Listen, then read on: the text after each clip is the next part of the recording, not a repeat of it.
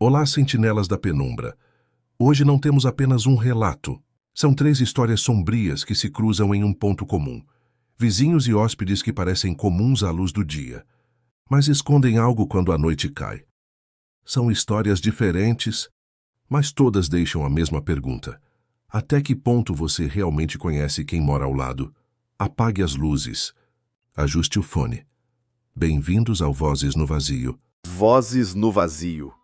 Histórias e relatos sombrios. Eu nunca fui de acreditar em histórias de assombração ou rituais malucos, sabe? Cresci em Cuiabá, mas depois que meu pai morreu, minha mãe decidiu voltar para o interior do Mato Grosso, para uma cidadezinha chamada Vila das Sombras, nome que eu inventei agora, porque o real é tão pequeno que nem vale mencionar. Uns 2.000 habitantes no máximo, cercada por mata fechada, com rios cheios de jacarés e onças, que às vezes aparecem nas estradas de terra. Eu tinha 22 anos na época, trabalhando numa lojinha de ferragens, e a gente se mudou para uma casa velha na periferia, bem na beira da floresta. O vizinho mais próximo era o seu Joaquim, um velho de uns 70 anos, que morava sozinho numa cabana de madeira, sem luz elétrica direito. Usava lampião e gerador. Ele era quieto, mal falava com ninguém, mas sempre dava um aceno quando via a gente. Parecia inofensivo. No começo, a gente se cruzava de vez em quando na cidade, mas nada além de olhares distantes. Uma vez no mercado eu estava comprando arroz, e vi ele na fila do açougue pedindo cortes de carne crua, muita carne, para um homem sozinho. Ele me olhou de relance, como se me reconhecesse da vizinhança, mas não disse nada. Eu sorri por educação, mas ele só assentiu com a cabeça e virou. Outra vez, na festa junina da praça, com fogueira e quadrilha, eu estava bebendo quentão com uns amigos quando ele passou perto, carregando uma sacola pesada. Nossos olhos se encontraram, e ele murmurou um boa noite rouco, apertando minha mão de leve. A dele era áspera, como couro velho. Eu respondi, mas senti um frio na espinha, como se ele soubesse algo sobre mim que eu não sabia. Depois ele sumiu na multidão e eu fiquei pensando, por que ele está aqui? Ele nunca sai da cabana. Tudo começou numa noite quente de verão, daquelas que o ar fica pesado, cheio de mosquitos, e o som dos grilos parece um zumbido eterno. Eu estava na varanda fumando um cigarro, hábito que minha mãe odiava, mas eu precisava para relaxar depois do dia na loja. Pô. De repente ouvi um barulho vindo da direção da casa do seu Joaquim. Não era grito humano, não. Era um rugido baixo, como de um animal ferido misturado com um canto estranho, quase um sussurro ritmado. Pensei que fosse uma onça ou jaguarundi preso em alguma armadilha. Acontece por aqui com a mata tão perto. Mas o som parou de repente e veio um cheiro metálico de sangue fresco, carregado pelo vento úmido. Eu sacudi a cabeça, achando que era imaginação. Deve ser ele matando uma galinha para o jantar, pensei. Mas galinhas não rugem. No dia seguinte falei com minha mãe na cozinha enquanto ela preparava um peixe assado. Andacás. Mãe, ouviu algo esquisito ontem à noite? Do lado do seu Joaquim? Ela riu, balançando a cabeça. Filho, aquele velho é excêntrico. Vive sozinho desde que a mulher morreu há uns 20 anos. Dizem que ele tem raízes indígenas da tribo Bororô e faz umas rezas para a mata. Não liga, não. Mas eu liguei. Naquela tarde, passeando pelo quintal, notei pegadas na terra vermelha perto da cerca que separava nossas propriedades. Não eram de gente. Eram grandes, com garras como de uma onça pintada. E ali, no meio da trilha, um tufo de pelo manchado de sangue seco. Meu estômago revirou. Que diabos? Murmurei. Guardei o pelo no bolso, mas não mostrei para ninguém. Para quê? Iam dizer que era caça ilegal, ou pior, que eu estava vendo coisas. As noites seguintes foram piores. O som voltava sempre por volta das 2 da manhã. Um gemido animal, seguido de um canto gutural como se alguém estivesse invocando algo da floresta. Eu comecei a perder o sono, ficando acordado com a janela aberta, tentando captar mais. Uma vez vi uma luz fraca piscando na cabana dele, como fogo de vela dançando. E o cheiro? Sempre o cheiro de sangue, Misturado com ervas queimadas, tipo incenso selvagem, comecei a me sentir observado. Toda vez que saía de casa, tinha a sensação de olhos na nuca vindos da mata. Minha mãe notou que eu estava pálido, mas eu disfarçava. Trabalho pesado, mãe. Nada demais. Eu tentei espiar algumas vezes. Numa noite sem lua, me aproximei da cerca, agachado entre as árvores. Vi sombras se movendo na cabana, mas quando uma silhueta passou pela janela, alta, curvada como a dele, eu congelei e corri de volta, coração disparado, com medo de ser visto. Ele vai saber, pensei. Outra vez, de dia, fingi que estava consertando a cerca e olhei para o quintal dele. Vi ferramentas enferrujadas e algo que pareciam ossos pendurados num varal. Mas ele apareceu na porta de repente, olhando para o horizonte. Eu me joguei no chão e rastejei para trás, suando frio. Ele não me viu, Mart, acho. Uma semana depois, a coisa escalou. Eu estava voltando da loja de noite, pela estrada de terra, quando vi algo na beira da mata. Um veado, daqueles comuns por aqui, caído no chão com a barriga aberta. Não era caçada normal. As entranhas estavam arrumadas em círculo como um padrão, e tinha marcas de cortes precisos, quase cirúrgicos. O sangue ainda fumegava no ar frio. Meu coração acelerou. Isso não é onça, pensei. Onças comem bagunçado, não arrumam as vísceras como um altar. E ali, perto do corpo, uma pegada humana, bota velha como a que o seu Joaquim usava. Eu corri para casa trancando tudo. Naquela noite o som veio mais alto. O rugido, o canto e algo novo. Um estalo como ossos quebrando. Eu não aguentava mais. No dia seguinte, fingi que ia pescar e me esgueirei pela mata atrás da cabana dele. O sol filtrava pelas árvores, mas o ar estava denso com mosquitos e um silêncio estranho. Nem pássaros cantavam. Cheguei perto o suficiente para ver. No quintal dele, uma clareira com um círculo de pedras e, no meio, resquícios de fogo. Havia peles esticadas em varas de animais selvagens, onça, capivara, até um jacaré pequeno. E sangue seco no chão, formando símbolos que pareciam runas indígenas, mas distorcidas como se misturadas com algo sombrio. Meu peito apertou. Que porra é essa? Sussurrei. Mas o pior. Numa árvore pendurado, um crânio de onça, com olhos vazios me encarando, e dentro da boca penas pretas enfiadas. Eu voltei correndo, confuso pra caramba. Ele é louco? Psicopata? Ou tá fazendo algum ritual pra... O quê? Proteção? Maldição? Eu não sabia. Essa parte de mim achava que era folclore. Ouvia histórias de curandeiros que usam animais para curar ou amaldiçoar. Mas isso parecia mais que o... doentio. Eu queria contar para alguém, tipo o delegado da cidade. Mas e se fosse nada? E se eu estivesse imaginando? A cidade é pequena, todo mundo se conhece. Iam me chamar de maluco, ou pior, ofender o velho e me isolar. Minha mãe dependia de mim. Não podia arriscar. As noites pioraram. Agora o som parecia vir mais perto, como se ele soubesse que eu estava vigiando. Uma vez acordei com arranhões na porta de trás, finos como garras. No manhã seguinte, marcas na madeira e um cheiro de decomposição. Eu comecei a duvidar da minha mente.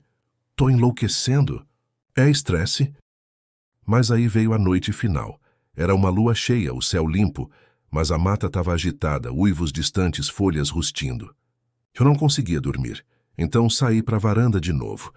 O som começou, o rugido, o canto. Mas dessa vez mais intenso, como se múltiplos animais estivessem envolvidos. Eu peguei uma lanterna e, idiota que sou, pulei a cerca. Me aproximei da cabana dele, coração na garganta.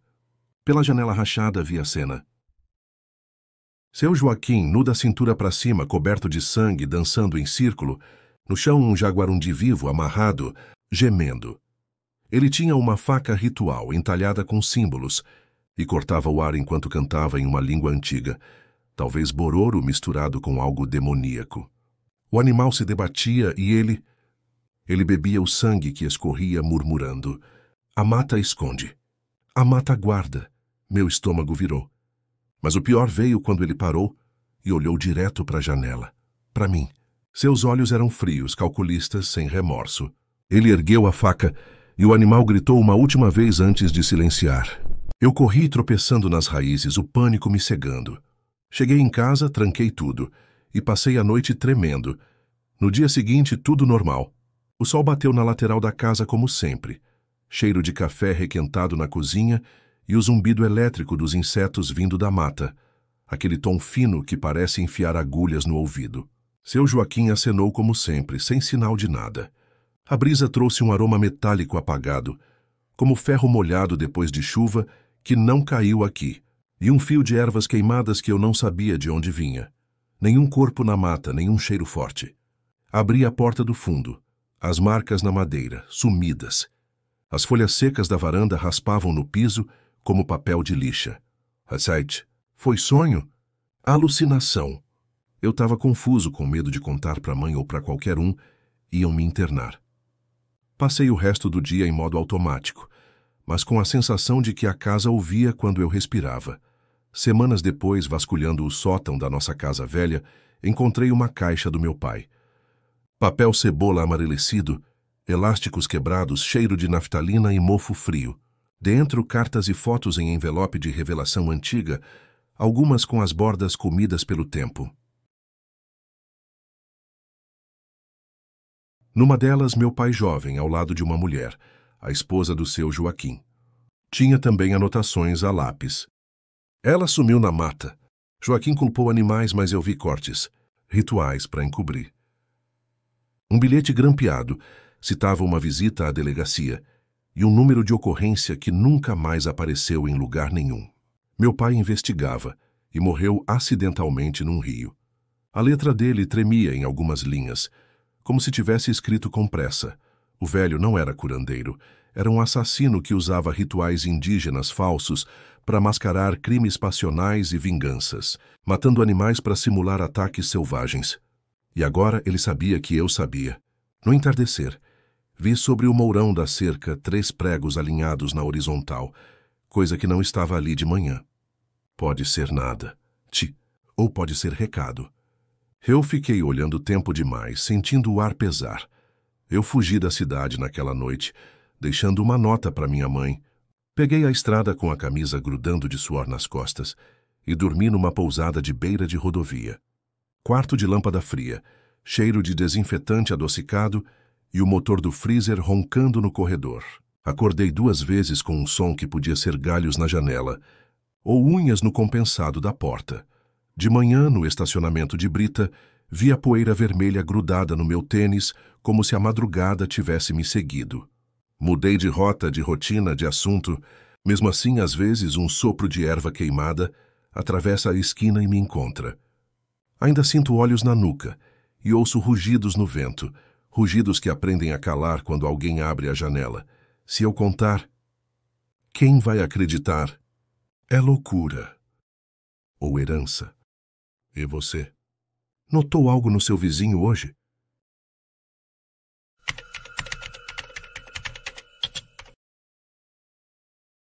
Olá pessoal, meu nome é Carla e eu trabalho como camareira em um hotel antigo em Copacabana, no Rio de Janeiro. Não é daqueles chiques, sabe? É um prédio velho, com carpete manchado e elevadores que rangem como se fossem quebrar a qualquer momento. Eu tô aqui faz uns 8 anos, limpando quartos, trocando lençóis, lidando com turistas bêbados e casais que brigam alto.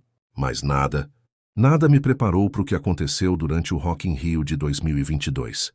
Foi uma loucura. O hotel lotado de fãs do mundo todo, chegando suados dos shows, pedindo toalhas extras e deixando garrafas vazias por todo lado. Eu trabalhava turnos dobrados, das 8 da manhã até tarde da noite. Mas o que me marcou foi o hóspede do quarto 712. Ele não era como os outros. E o que eu descobri ainda me dá pesadelos. Tudo começou no primeiro dia do festival. Eu estava no andar 7, arrumando os quartos enquanto a galera dormia ao cansaço dos shows. O 712 era o último da lista. O hóspede tinha pedido para não perturbar antes das 14 horas. Quando entrei, o ar estava pesado com um cheiro estranho.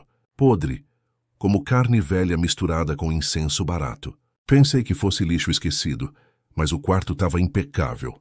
Cama feita, nada fora do lugar. Só uma mala velha no canto, fechada com cadeado, e uma mesinha com um copo d'água pela metade. No banheiro, porém, tinha penas. Penas pretas pequenas, grudadas no ralo do chuveiro, como se alguém tivesse lavado algo emplumado ali. Eu limpei, achando que era de uma fantasia do festival.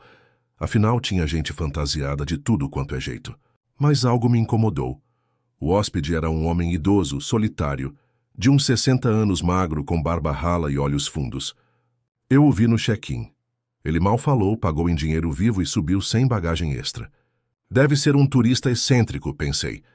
Mas aquele cheiro ficou na minha cabeça o dia todo. No segundo dia, as reclamações começaram. Os hóspedes dos quartos ao lado, 710 e 714, vieram na recepção. Tem um barulho estranho à noite, como arranhões nas paredes e um fedor que entra pela ventilação. Meu chefe, o seu Carlos, me mandou checar. Entrei no 712 de novo e o ar estava pior, agora mais forte como decomposição.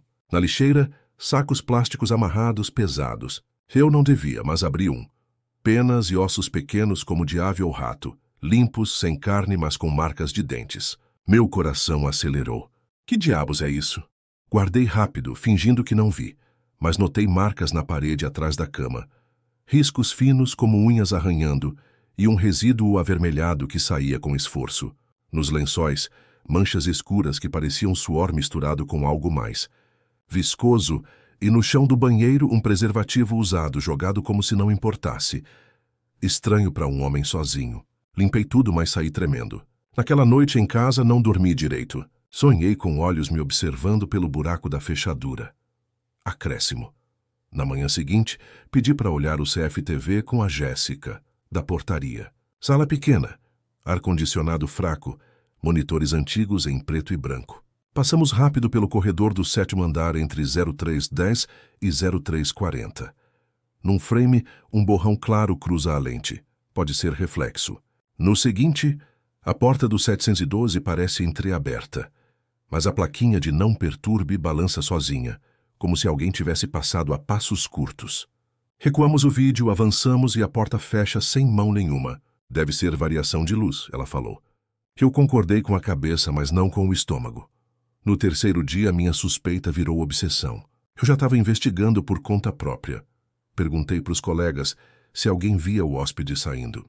Ele pede serviço de quarto à meia-noite, sempre o mesmo. O pão seco e água, disse a Maria da cozinha. E nunca desce para o café da manhã. Durante o turno, ouvi os ruídos eu mesma. Estava na pausa no corredor, quando veio um gemido baixo do 712, abafado, como alguém sufocando um grito. Meu corpo gelou. Esperei o hóspede sair para o festival. Ele sempre ia à tarde. E entrei para limpar extra. Dessa vez, revirei sutilmente. Na mala entreaberta, uma Polaroid velha, borrada, de uma jovem sorrindo, com data recente e o logo do Rock in Rio no fundo. Atrás, rabiscado. Lembrança a Orsete. Meu Deus! Eu lembrava das notícias. Garotas sumindo nos arredores do festival, atribuídas a multidões e drogas. Que ali, no criado mudo, um colar feminino barato com pingente sujo de terra, como se tivesse sido desenterrado. Meu estômago revirou. Correlacionei com as manchas nos lençóis e o preservativo. Será que ele... Eu não terminei a frase em voz alta. Saí correndo, mas decidi. Hoje eu sigo ele. Não aguentava mais a dúvida. Meu turno acabou às 20 horas, e eu esperei no beco atrás do hotel, coração na boca. Ele saiu pontualmente. Mochila nas costas, caminhando devagar pela calçada lotada de fãs com camisetas de bandas. Eu o segui, misturando-me na multidão, o barulho dos shows distantes ecoando como um rugido. Ele pegou um ônibus para o centro e eu entrei logo atrás, sentando no fundo. O ar estava quente, sufocante, e eu suava frio pensando, e se ele me virar? Desceu numa área escura perto de uma favela e andou por ruas estreitas, cheias de lixo e sombras. Eu mantive distância, mas tropecei numa poça. O som ecoou e ele parou olhando para trás.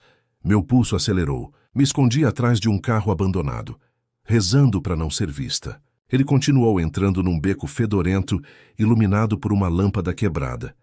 Eu me aproximei devagar, pé ante pé, o cheiro podre voltando mais forte. Pelo canto, vi ele se encontrando com um homem sujo de aparência de coveiro. Uniforme rasgado, pá encostada na parede. Eles sussurraram, preciso de outra. Fresca, mulher jovem como da última vez. O coveiro riu baixo. Pra quê, hein? Mais uma para o seu ritual. O hóspede sorriu torto. Para aliviar a solidão? Você sabe. Meu sangue gelou. Eu entendi perfeitamente o que aquela conversa insinuava. Não vou escrever essa palavra aqui. Ele pagou em notas sujas e o coveiro assentiu. Amanhã no cemitério, depois do turno. Eu recuei, mas pisei num vidro. Crac! Ele virou, olhos brilhando na penumbra. Quem tá aí? Corri como nunca. Pernas tremendo, o beco virando um labirinto. Ouvi passos atrás, pesados e um riso baixo, gutural. Cheguei na rua principal, peguei um táxi, chorando de pavor. No dia seguinte, denunciei anônimo para a polícia. Mandei foto da Polaroid que roubei do lixo. Mas nada aconteceu. O hóspede sumiu do hotel. Quarto vazio como se nunca existisse. Meu chefe disse, foi só um velho estranho, Carla, para de paranoia. Mas eu sei o que ouviu-se na acréscimo. Voltei ao 712 com a chave mestra, só para refazer a limpeza. O carpete rangia sob o meu peso, como se o piso respirasse. Na cama, as marcas do colchão reapareciam mesmo esticado. No banheiro, o espelho embaçou sozinho por um instante e vi no canto do vidro uma marquinha de dedo que não batia com a minha mão. Na prateleira do armário, um papel de restaurante sem nome, só a hora. 0007. Desci para a lavanderia e o carrinho de enxoval tinha uma toalha com um fio de linha preta. Pouco, mas igual às penas que eu tinha visto. A Maria jurou que não era de lá. Esse 7º andar puxa coisa que não é dele, ela disse, brincando. Eu não achei graça. Acréscimo. Naquela noite tentei dormir e não consegui. O ventilador fazia um barulho de palheta raspando. E toda vez que quase pegava no sono, eu acordava com um arranhar na porta. 3 risquinhos. Pausa, 1 risquinho. 712. Pode ser coincidência? Pode. Levantei, olhei pelo olho mágico e não tinha ninguém. O corredor do meu prédio parecia o corredor do hotel. Mesmo cheiro de desinfetante barato misturado com mofo. Fechei tudo e sentei na cama, abraçando o travesseiro como se fosse escudo. Isso vai passar. Falei alto só para ouvir outra voz que não fosse a minha.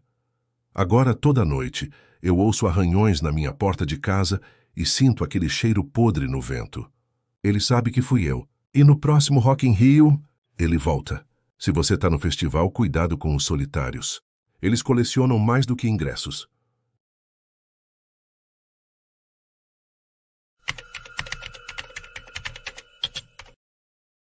Esta é a história de Ana Paula, uma moradora de Parangaba, subúrbio de Fortaleza, no Ceará. Ana é auxiliar administrativa. Vive sozinha num condomínio simples, daqueles prédios de 3 andares com varandas apertadas e vizinhos que se conhecem de vista. Ela relatou isso há uns meses, durante o Carnaval de 2023, quando o bairro estava agitado, com festas de rua e blocos improvisados. Mas o foco dela não era a folia, era a vizinha de cima, uma velha esquisita que mudou tudo na rotina dela. Vou ler o relato dela na íntegra, como ela mandou, para vocês sentirem o que ela passou. É daqueles que te deixam pensando 2 vezes antes de olhar para o apartamento do lado. Meu nome é Ana Paula, tenho 35 anos e moro aqui em Parangaba há uns 5 anos. É um bairro tranquilo, sabe? Perto do centro, mas com aquela vibe de subúrbio. Mercadinhos na esquina, crianças brincando na rua até tarde e o barulho dos carros na avenida principal.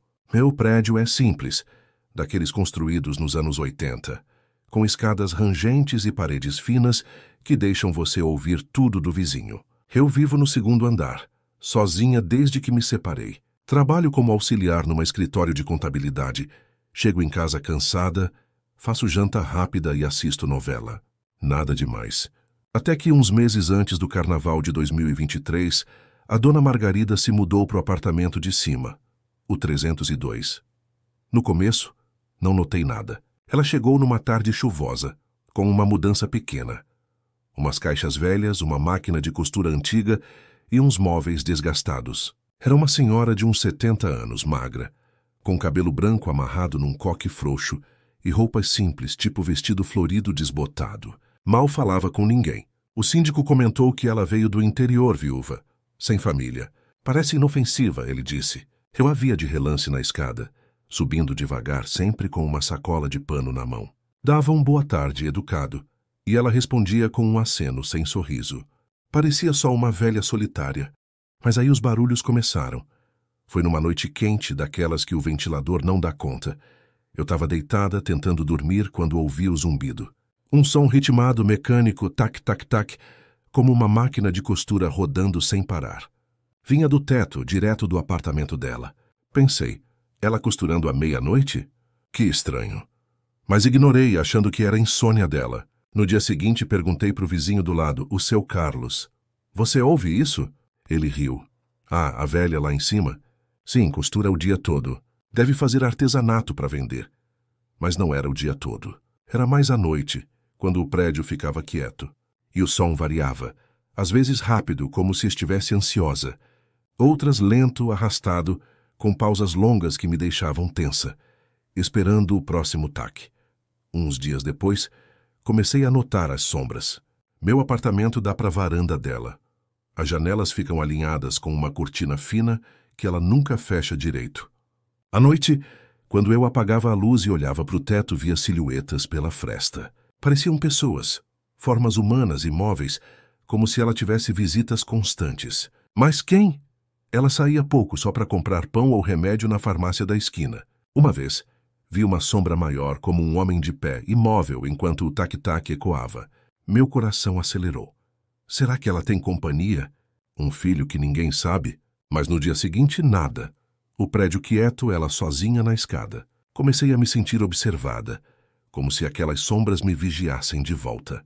Paranoia sua, Ana, eu dizia para mim mesma. Mas as noites ficavam piores.